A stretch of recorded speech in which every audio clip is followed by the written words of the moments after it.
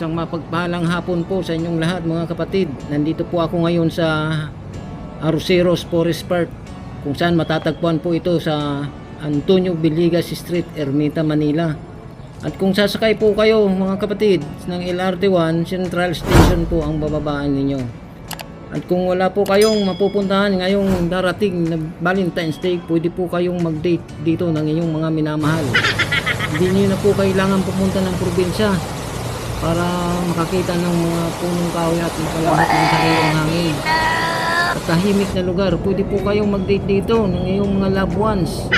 Bawal nga lang po dito ang magkalat at ng dumi at magdala ng mga pagkain sa loob. Madalas pa lang mga pumupunta dito pag weekdays, mga estudyante. At pag weekend naman, maraming namamasyal dito. At ibang uri ng punong kahoy po mga kapatid ang makikita ninyo.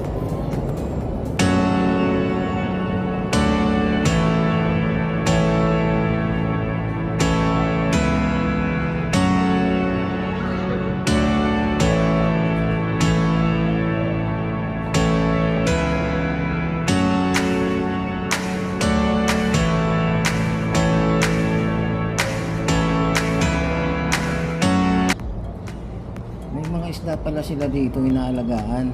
Lalaki oh, maganda ng kulay oh. May dalawa ditong tuwang-tuwa sila sa isda oh.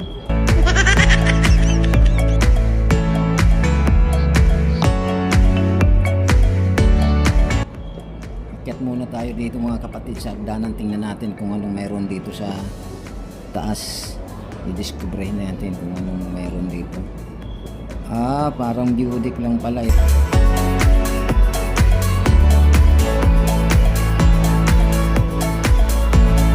Dito mga kapatid, tahimik.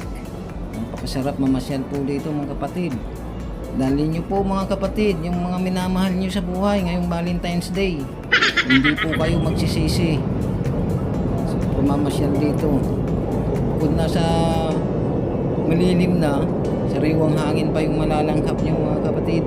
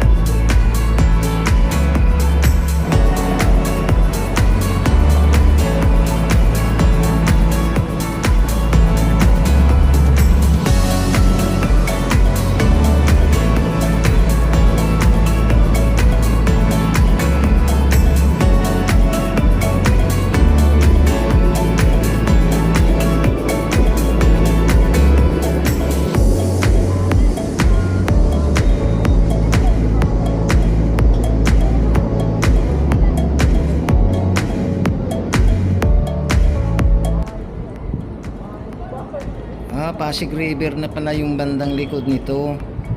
So yung tubig pala dito mga kapatid, wala na po siyang amoy. Hindi totoo yan. Nang bininis na po ng pamalaan ng Maynila. So hanggang dito na lang mga kapatid. Kung nagustuhan nyo po yung video ko, paki-like and share na lang po at paki-subscribe na rin po. At paki-pindot na lang po ng notification bell para lagi kayong updated sa mga gagawin kong video. God bless po. Maraming salamat sa panonood.